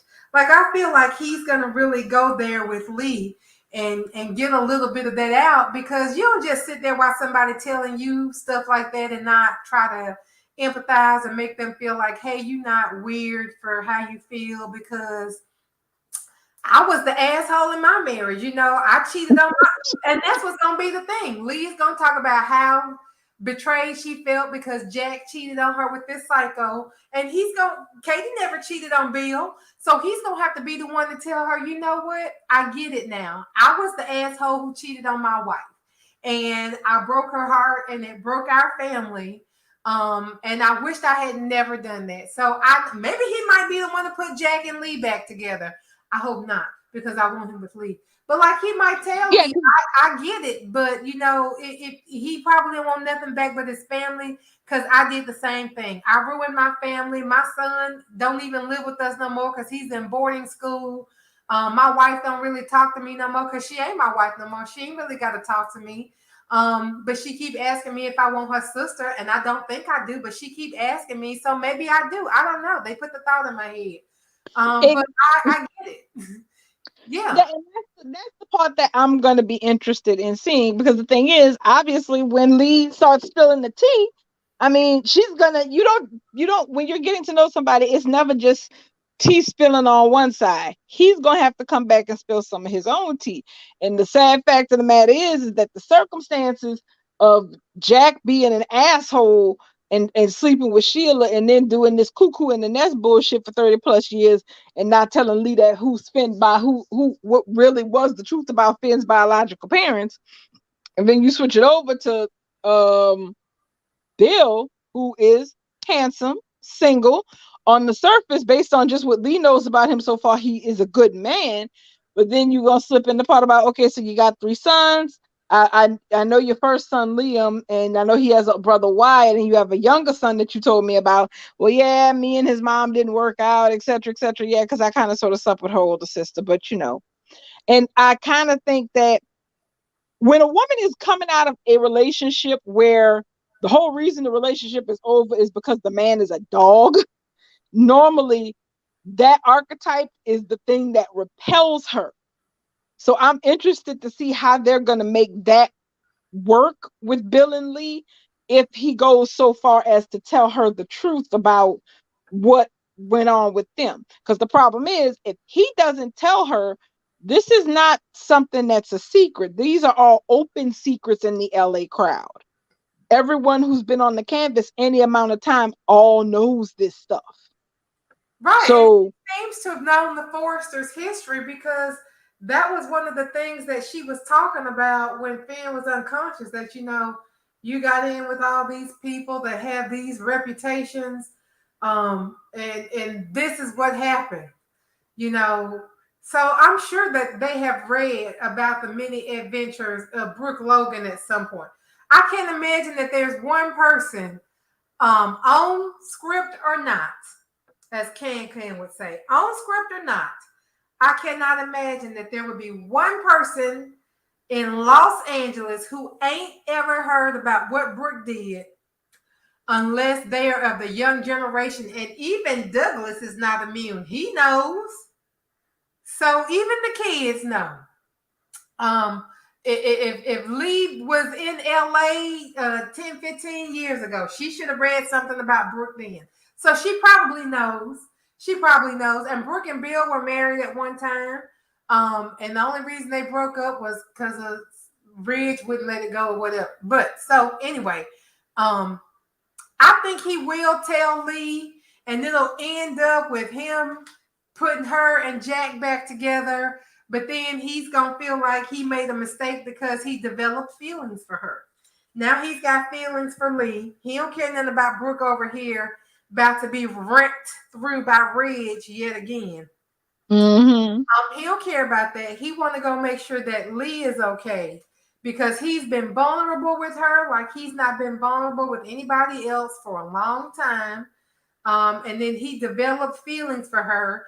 He didn't sit here and played the matchmaker, because again, he understands how Jack feels. And he sees the value in Lee, and that was one time. Unlike him, you know, who he kept cheating on Katie. He started cheating on Katie with Steffi. So he kept cheating on Katie. But Jack has only cheated one time, to his credit, and was a perfect husband every step of the way after that. And so he's going to say, surely that has got to count for something. Surely all these years that y'all have had together where he was a good husband and father, that has to count for something, and you just can't let that go. And by the time he gets her convinced that she do want to be back with Jack, he going to be like, well, damn, now I love her. Exactly. That would be an interesting path for them to take with this, because Lee's done with Jack. We have no questions as to why she is done with him, but I don't really feel like Jack is done with Lee. No, he's not. He regrets what he did. He's even if Finn is alive, Jack is still a mess because he lost his family. I mean, Finn is alive, but Finn probably still gonna be mad. Yeah, tell my daddy I'm mad, but tell him I'm still mad because he lied to my mama all these years. Just because I'm alive and telling him that I'm alive don't mean that I'm past the bullshit he tried to sneak under our noses, because it still stinks. I got the bullet wound to prove it. So yeah, he gonna be all gung ho about his mama and daddy getting back together. He probably, you know, like Bill at this point. You flew me over here. You flew me out. Bill flew him out, girl. So yeah, him and Bill need to be buddies on some level, I feel like. Because Bill and Steffi had a thing, and now Bill and Lee fixed to have a thing. And Tanner is the common bond between Steffi and Lee. It just makes them all family. I love it. Hey, it is top drawer. It is what I would call top drawer messy. Yes. and how we expect Bold to get down these days. And then imagine the bond that Kelly and Finn have. We've seen it all week, y'all. We've been talking about it. They've been making us cry, Kelly and Finn. The little Pinky swears. She got her arms wrapped around his legs. He trying to walk, carrying the baby. They bonded. He loved that little girl more than her real daddy. Now imagine it comes out that Bill Spencer is her real daddy. That's gonna be a mess because that's gonna be a hell. That would be a hell of a mess if they did that. Tanner and Drama though. Bill and Finn become brief friends. They become general friends. You know, you want to go get a beer or something together, kind of friends. I did, take you to your wife and save your mama's life. So they're gonna be what they call it, not acquaintances, but cut buddies. They're gonna be little cut buddies. Mm-hmm. Then you find out your cut buddy is really your little girl's daddy. What y'all gonna do? Like, does Bill want to have his place in Kelly's life as his daddy, or is he fine letting his cut buddy raise his little girl? I think he would want the place just because Bill does not have any daughters, first of all. He has no daughters. All he has is sons. And he also, out of the 3 sons he has, he's only been able to raise one from birth. So I do think that that if they ever did decide to toy with Kelly's paternity, that if it happens while Kelly is still a child, he will want a hand in raising her. He will want to actually be her father. And here's the thing. Sam is saying Kelly has to be special. She is, of course. But how special does it make her if she's the only girl child of Bill Spencer? The only girl child of Dollar Bill Spencer. And she's had to live all these years believing that her brother was her daddy and her uncles were her brothers were her uncles. And now Bill trying to give everything to Will. He said Will gonna be running the company. Well, maybe not if Kelly has businesses. Maybe Kelly wants to be the one to go over there. Her and Douglas go over there and take over Spencer Communications from Will. Them little Forrester cousins, them Tate grandbabies, combining forces to go over to Spencer and run, because that's their family business too. Douglas is just as much as a Spencer as Liam is. And that's the thing. I don't see how not, especially since last time I checked, didn't Karen own a significant chunk of Spencer Publication? I do believe she has 50%. Bill has 40. Wait, somehow how is it? Because Katie is the deciding vote with 1. Katie has 1, so Katie had to get her 1 from Bill. So Katie has 1, Bill has 49, and Karen has 50. Well, and that's the thing, and you're right, because that all happened like in 13 or 14 when Katie took her 1%, put it with Karen's to boot Bill's ass out of the to make Karen the majority shareholder and boot Bill's ass out of the CEO spot. That was the only way they would be able to do it. Right. So if Karen only had 1 child, far as we know, and that was Caroline. Mm-hmm. So who else would Karen be leaving her damn her stuff to? Right. Other than her grandson. That is Douglas's birthright. Spence that 49%, that 50% of Spencer Publication that is sitting up there in New York with Karen is Douglas Forrester's birthright.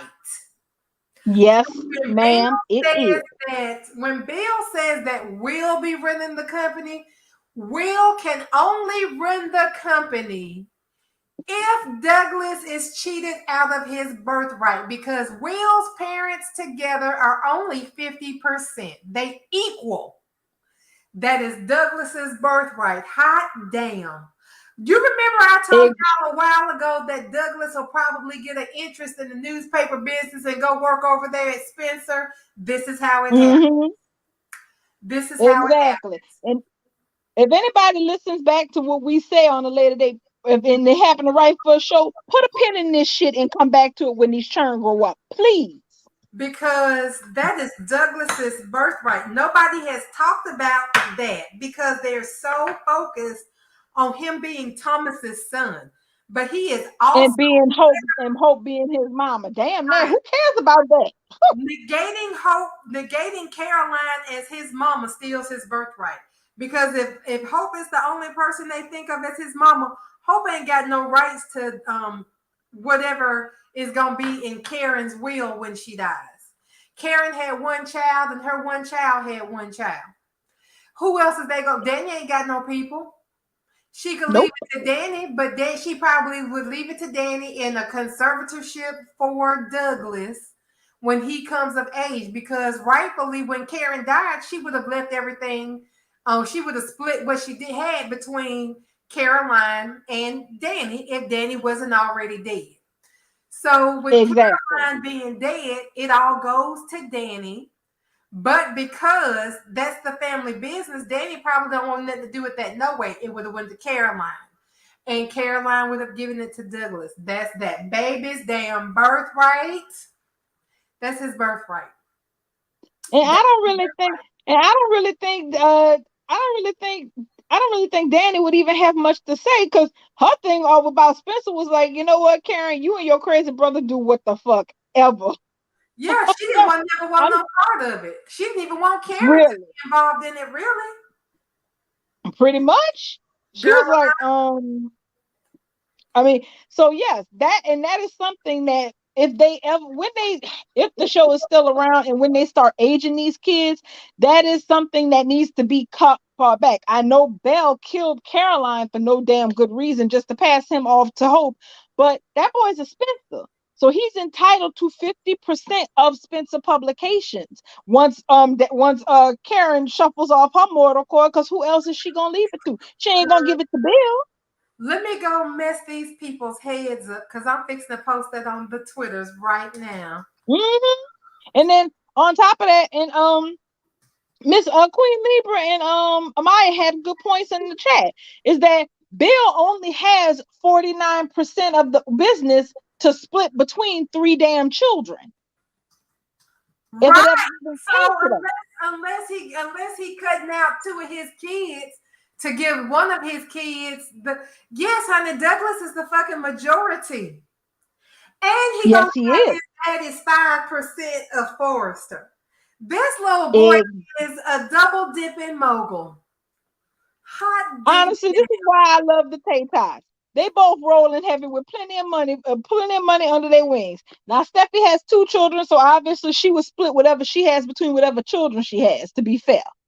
But Douglas don't have that problem. I think Hayes is going to want to, one of them kids is going to end up wanting to be a doctor. It might be Kelly, because she's really bonded to Finn. And so if Kelly ends up being a doctor, Hayes is going to be the one to go into the family business. They ain't gonna split them. They ain't gonna split up they ain't gonna split them shares like that. Kelly will probably get a little bit to have a little bit, but she ain't gonna care about it because she want to be like Finn. Dr. Kelly Forrester Finnegan is fixing to be like her daddy, honey, and her grandmama. You got that right, because I don't think they made Finn a legacy doctor for nothing. I don't think they went through the trouble of having him follow in his mama's footsteps for him not to have a child do the same with him. Right. Honey, I need them to put this on fast forward. I want to see these kids grow up and come into their own. Yeah, that is going to be, I'm excited. That's going to be the storyline. That's going to be the storyline one day. I hope Brad is there to write it for us.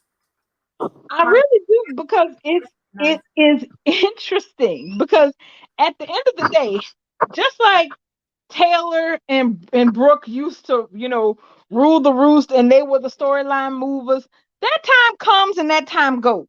Okay. At some point in time, when whenever the show decides to make it, those ladies will officially have to take on the crown. At this point, not now, but sometime in the future, they're going to have to do what Marlena Evans has already done. Okay. There is a time for you to be the mess maker in the center of the stage, and then there's a time for you to pass that torch down to your children. And that's kind of happened with Brooke and Taylor to some extent with Hope and Steffi, but the same thing is going to happen with the grandchildren too. Oh yeah, and I can see Beth really being a little hellion at Sunday because she's growing up in that we don't say no to our kids atmosphere too. Um, but her mom don't have her dad forever, so you know what? it's funny. It is so funny you said that. You know what I thought of? You know how sometimes we have these throwaway lines that don't really seem like they have a great deal of significance, but when you think about them and you think about the character who said it, you be like, that says so much about the character. Something that always stuck with me in the back of my head about Beth and Hope and whatever their relationship is going to evolve to be was that after the whole, truth about Beth came out and Hope took her home, I remember her talking to somebody, I think it was Liam, and she said that she was in the kitchen with Beth making cookies, and Beth had wanted to play with the cookie dough rather than make cookies. So she basically just let Beth, kind of throw the cookie dough all over creation, all over the kitchen. And I'm sitting here thinking, honey, that's a baby, and I get what you're talking about, but that's not a great start because that's kind of how your mama raised you, honey, letting you do whatever. And now you're obviously jubilant because you have your baby back, but you're letting her do whatever. If there's one thing that I understand, it is what happens when you have to overcompensate. Short story. My auntie, my favorite auntie, when she had my oldest cousin, she was young and she did not feel that motherhood was something she could do. So she took a hiatus. She let my grandmother raise my cousin for like 8 years while she was off finding herself. After 8 years, she came back home and she was a completely different person. She had, I guess you could say, she had settled, her soul had settled down and she was ready to actually, be a mom. So she collected my cousin and raised her for, the rest of her life. But the offshoot of that was that my aunt spent the rest of her life trying to make up for that 8 years to my cousin. So whenever my cousin wanted something or something went down or something happened, my aunt never ever said no because she felt like she didn't have a right to say no because she was absent for 8 years of her life. And that in and of itself has had, long reaching consequences, etc., one of which being that my cousin did not raise her children that way because she was like saying, yeah, it sounds like a good idea. She's like, but it's really always is not a great idea. So Brooke always trying to compensate with Hope for her birth and the circumstances of it. Then you may have an offshoot of now Hope trying to compensate with Beth for the whole, I thought you were dead and you really weren't dead and somebody else raised you for like almost the first half year of your life. And I kind of don't want to tell you no because I feel like I need to make it up to you. That's a cycle right there. I don't know if that was on purpose or accidental, but it would be really interesting once they start aging these kids up to see if these dynamics play out like that. I would love to see that too. I want to, but I don't know. Dale may not. He just might be having a moment right now. You know how he do. He might just be having a moment right now. But I would like to also see these kids come into their full circle selves there and have their whole little lives the way it's supposed to be if they write it right. We have 15 minutes left because I'm only doing 2 hours today. I got some other stuff to do this afternoon. I wanted to talk about Anne Heche was in this car accident. Y'all I saw. So afraid for her. They said she's gonna make it, but she's in critical condition. I don't know if she was having some sort of mental breakdown at the time, but she ran into two houses with her car, and she was in one of these little cars. She wasn't in, it was a Cooper, a Mini Cooper. That's not a big car, y'all. And she done ran into two houses, and the second house caught on fire, and she got burned. Like, it is not a good thing right now. I mean, I no, it's not. And I've heard, and I guess it depends on how much you trust the media and what they say. But based on what they were saying, they said that basically, somebody, I don't know if this was just their supposition of it, but the circumstances that have somebody driving a damn Mini Cooper into a 30-foot into a damn house, those are not normal circumstances. Now, I don't know if they've made comments about whether or not she was she on something, had she been drinking or anything. I don't know, but that is some serious mess. My neighbor he owned a Mini Cooper before him and the wife started having kids, and those cars have serious pickup. They really do, but they're small. They really, really, really are small little, dense cars. So I just don't understand. I mean, I feel so sorry for her. I feel sorry for her. I feel sorry for the family whose house she ran into. So it's like, I really do hope she comes through this okay. But yeah, they are saying that she had severe burns and that she's intubated, if I'm not mistaken. Yeah, they said she's intubated, but she will live. And that's the part that scares me, because sometimes intubated people with COVID that get intubated don't live, but maybe she'll make it because she don't got the COVIDs. But that's still scary because they usually don't come back from that. I mean, and it's like, it's kind of a mess because I don't know. I'm assuming that once her prognosis, once it's more of a steady, I guess, issue of that she's gonna make it through this okay, because they said the whole thing started because she hit a garage or something in an apartment complex, and then she backed out of the garage, and when she drove off, she hit another house, and that's when the car caught on fire. Wow. That's just like, oof.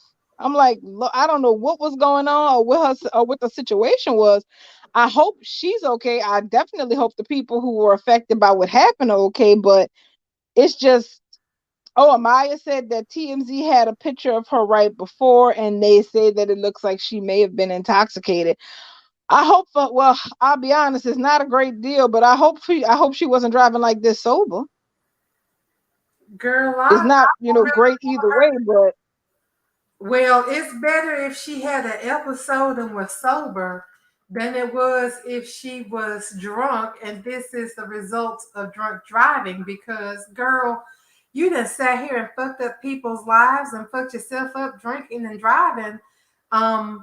Let it be a breakdown, because if it comes out to be she was drunk.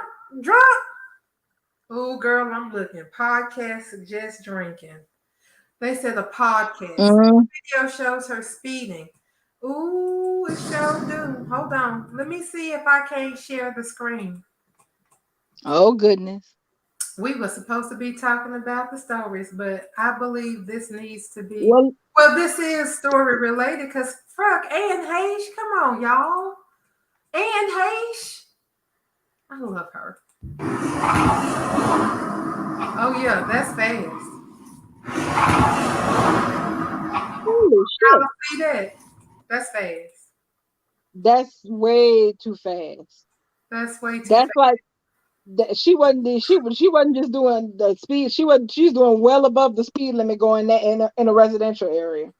Yeah, and if she was out there in California, was she drunk? Another piece of the puzzle seemed to be placing itself in this awful story the same day that she crashed. An episode of her podcast aired and suggests she might have possibly been boozing heavily that very same day. Girl, I know you lying. Listen to the intro.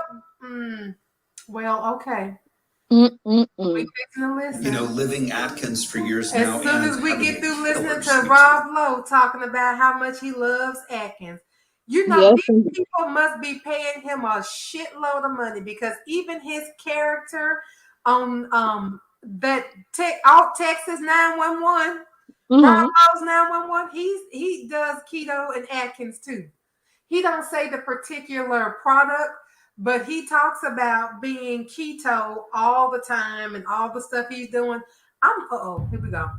They must be paying. Yeah, they paying damn good for that to be in that too. Back and got it together with Anna and Heather. File this one under fingers crossed. And by the way, There's no better title for this show. they'd be shocked to know we are actually stone cold sober right now. Except that we are sitting with Refined. But wait, we I each have a bottle in front of us because our friends sent us Refined. Wait, and I I have think it I even out. did a bad commercial for them when we were in the beginning of our days about, let's say, 64 episodes ago. And we did But a wait. terrible commercial. Oh, it was not For them. fun. No, it was a fun commercial, but we were like, oh my God, Refined when we thought Yeah, we if were like, you're in Paso doing commercials, Robles, and you should go to here Refined. and there, and you should go there and here, and oh my God, it was We did terrible. not quite know how to do commercials. We're better together with Anna and Heather. Heather and Ann, just trying to help you guys follow Dr. Brahms' recommendations. We did a wonderful episode. So, anyways, they sent us, Dr. Brahms said that we should be drinking vodka instead of wine. and we listened, So Refined makes vodka. They sent us vodka, and we are and we are following drinking it their advice. Although, if you look to the side, you might see. with wine chasers. Today has been a very unique day. I don't know what happens. Sometimes days just suck. And I don't know if you ever have them, but you know, some days Mama says are just gonna be like this. Some days there's those no good, very bad days. And I don't know why some days just end up like this. And things don't really rock me like that. Oh, you know, And almost by the way, she might still be having it right now. I in case, think I am. I'm rocked. I am rocked. I mean, I don't know. I know what I sound like when I'm drunk. That's all I'm gonna say. I'ma just put you like this. It ain't looking good. It is most certainly not looking good for her. If the timestamps on all of this was right before this accident happened, this is not a good look for her. May not for her individually, but also it is not a good look for her financially, legally, none of that.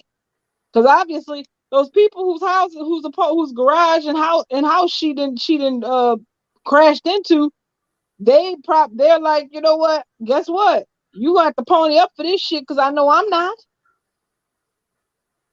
So I ain't gonna lie, it doesn't help that I'll be honest, she does sound like she's had a little bit to drink, but then it also doesn't help that, she more or less said they've been having a little bit to drink, or at the very least, she strongly implied that they had. No, that is not a good look. Well, this says she For a crashed woman. into a garage of an apartment complex just afternoon in the Mar Vista area of Los Angeles. And then the fire erupted and engulfed her car, leaving her with those burns. See, that's the thing. I guess it depends on what story it is, because the two stories I saw, one said that Hold on, this says, you see that picture with where her shirt. hold on, listen. Ann's accident comes on the heels of another insane wreck in LA. Okay, I thought they were saying that was her. That wasn't her. Okay, I was like, hold on, that's crazy. Oh no, she wasn't. Oh no, she wasn't involved in that terrible wreck in LA that killed that woman and her child and her baby and those other people. Oh, Ugh. They say she has a long recovery ahead. What they were saying was her car hit a garage attached to an apartment building, but that's not where the fire happened. The articles were saying that I guess she tried to back out of the garage And I don't know if she was the nicest way I could put it. I don't know if she was thinking that maybe it wasn't a hot idea to stick around, and she was trying to leave the scene. But the fire actually happened when her car crashed into a residence, and that's when her car went up in flames. So I don't know. I mean, obviously, with everybody having security systems and whatnot, somebody's Ring camera. You see somebody Ring camera caught her trucking down the street Yeah, they on can film. piece it together. Yeah, I they're going to be able to piece that together, no doubt. Oh, speaking, not to detract from this, I know you're not watching Y&R. I'll let you know if things get a tad interesting, because what I'm hoping is that Chance is going to throw the book at the Newmans, because it looked like he suspects something is odd, but it looks like he has proof something is odd, because they've been looking for security footage to place Ashland in his car going in before the ravine. And what they're finding is Ashland's car, but they can't find him nowhere in these security films that they're getting from different places. Girl, whatever. Exactly. And the spoiler for next week is gonna have Nikki go and talk to Abby to try to get Chance to kind of, back off of this whole mess. Nick ass is probably gonna go. If Nick don't go to jail for something, I'm gonna be mad, because he need to go to jail for being stupid. You should have stayed at New Hope building low income housing for poor people. Somebody just asked me, how do I figure Douglas is supposed to get half of Spencer? And Matt Hanvey came in and said, even though they don't acknowledge it anymore, Karen is supposed to own half of Spencer. And to our knowledge, Douglas is her only living heir. Amen. That is exactly how that is supposed to go. Because, and that's the thing, them trying to I guess the nicest way I could put it, them trying to somehow despencerify Douglas does nobody any favors. The pitiful amount of drama that we're getting out of them passing this child off to Hope, which they really did not need to do. Hope needed therapy because she couldn't deal with the loss of her child. And then once she got her child back, well, that scar should not have been as deep as it was. But them trying to despensify the child, Douglas, makes no sense, and they need to put an end to that crap ASAP. All the more reason for him to be back with Thomas. He needs to be able to pull on both sides of his actual heritage, which is Spencer and Forrester. Because I sure know this much. Ain't nobody kissing away 50% of a damn publishing empire just to go be a Logan child. No, honey. No, they're not. That ain't no kind of deal. That ain't no kind of deal. And yes, I wish to heaven they would, if they are gonna do other stories, which they should, because yes, it can't be all sin all the time. I think that Bill, as he gets older, he should be starting to think about the disposition of the company. I thought we were heading that way when Justin, pulled the move he pulled when the whole Vinny thing happened, and Bill made it, obvious that my sons are going to be the ones who inherit the company. Well, come on, it's time to get down to it. It is time for you to start getting down to the business of picking your successor and figuring out how you're going to have this all go. Because the way he was talking to Lee, Will is the one he wants running stuff. So has he told Liam and Wyatt ass that? Right. Because he did tell Lee that Will was going to be the one running the company. But I think Douglas Spencer Forrester might clear his throat and interrupt his great uncle Bill and be like, sir, let me tell you what my grandmama gave me for Christmas, okay? Because Douglas got a whole other grandmama that's out here just waiting to make him the king of the castle. Honey. And you see, and that's the thing. I wish the show would start leaning into this, not right now, but as things go on, because these kids aren't going to stay babies forever, because this is where the drama is going to be in the future. If both Look, but you said it yourself. Bowl is up here trying to take wine our crown, and I wish them well in taking it. So Right. let's start building up on some of that drama that's gonna take this show into the future. If y'all still want to be on there in 10 years. You know what? Douglas really does stand to inherit it all. Because let's look back at how these Forrester shares are set up. Eric has a lot. We know that Douglas ain't getting that from his Aunt Steffi. So we're not going to talk about Steffi's 37 point whatever percent. Right. But so Eric has his 37.5%. Of that, 25% belonged to Stephanie, who told him when she died in that video to divide that shit evenly amongst their kids when he dies.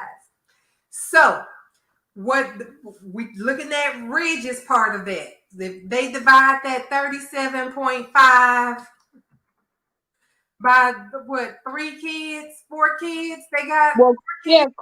No, 4. Thorn, Ridge, Christian, and Felicia. All right, so that's 9.375 shares per child. So Ridge will have 9.375 plus his 20, which So would be 29.375 plus the 5 when Thomas dies. Douglas will have 34.7.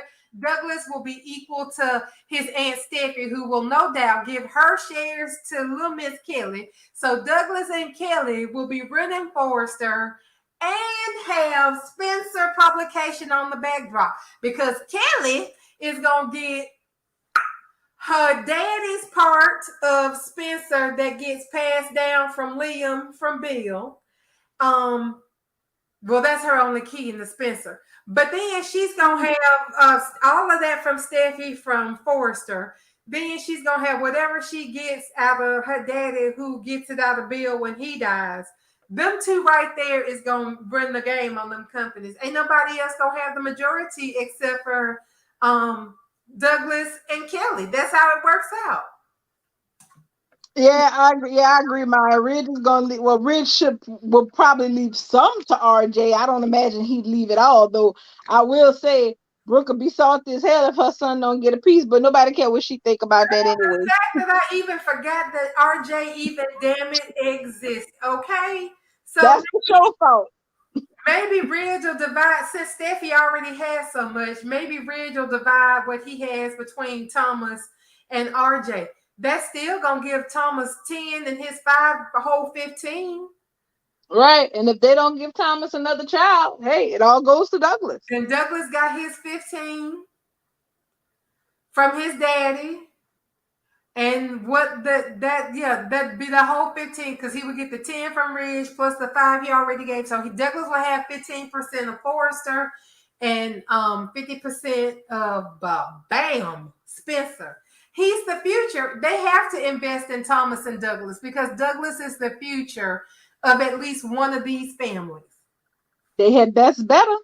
So you know what? I don't mind them settling the disposition of his custody and making this a Senate issue, because it's been a burr in the saddle of a lot of fans for a minute.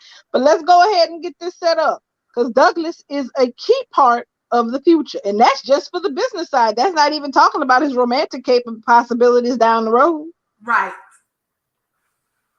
And on that note, it looks like it's 3:03. So you gonna play us out, Bubbles? We are gonna get played out as soon as I get down to this thing, and if it plays for me this time, and it did.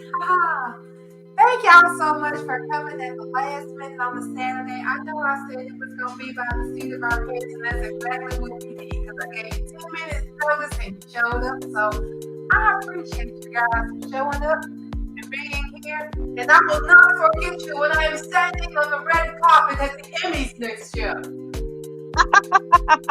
then we go into Monte Carlo too, so we have plans up here in this yard. Ain't that the truth? Thank you for hosting, even if it wasn't the last minute. We always got something to talk about up in the yard, girl. We always do. I see y'all on Monday. All right, y'all have a good weekend. All right, bye.